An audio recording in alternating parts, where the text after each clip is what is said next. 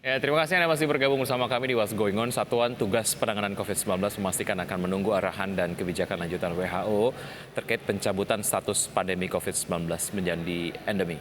Satgas Penanganan COVID-19 memastikan ada 5 pilar yang menjadi fokus setiap negara untuk mengakhiri pandemi COVID-19. Salah satunya adalah vaksinasi dan juga pemberdayaan masyarakat.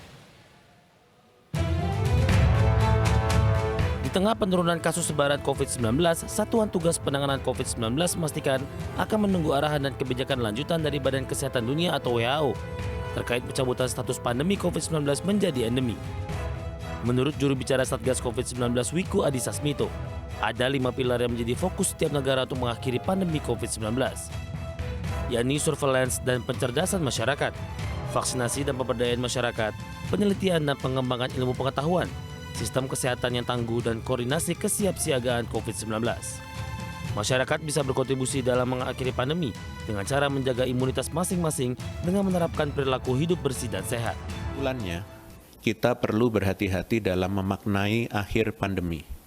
Kita perlu melihat perspektif yang lebih luas dan lebih dalam dari aspek kesiapan seluruh lapisan masyarakat dan pemerintahnya untuk bersama-sama bertanggung jawab mencegah terjadinya kenaikan kasus di kemudian hari. Wiku memastikan setiap kebijakan yang dibuat pemerintah dalam penanganan pandemi bertujuan untuk menyelamatkan masyarakat dan terhindar dari COVID-19. Jakarta, Tim Liputan, ADX Channel.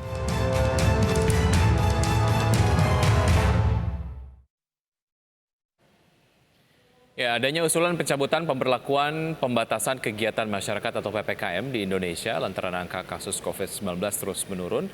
Akan tetapi langkah tersebut dinilai nantinya akan membuat ketidakpastian masyarakat Indonesia untuk menghadapi wabah lainnya. Usulan terkait dicabutnya PPKM pada akhir September tahun 2022 ini menuai pro dan kontra, di mana penetapan PPKM memiliki peran besar dalam membatasi atau meminimalisir penyebaran kasus aktif COVID-19. Epidemiolog Griffith University Australia, Diki Budiman menyebutkan seharusnya PPKM tetap harus ada untuk menjaga keberlanjutan dalam kesiapan menghadapi wabah lainnya.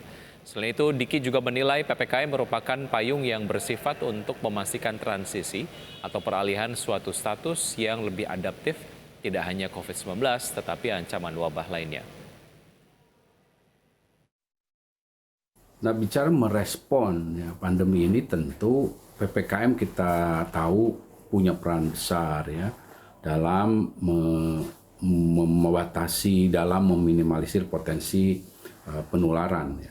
Dan tentu yang dimaksud PPKM di sini adalah bukan PPKM yang dalam arti seperti dulu begitu ketat, tidak seperti itu ya. Tapi bahwa fungsi PPKM ini ada dalam seiring dengan tetap adanya status dari pandemi. Jadi kalau saya selalu berpandangan bahwa PPKM ini menjadi upaya kita sebagai kebijakan payung untuk memperkuat 3T5M vaksinasi. Selama status Public Health Emergency International Concern ini masih berlaku untuk COVID.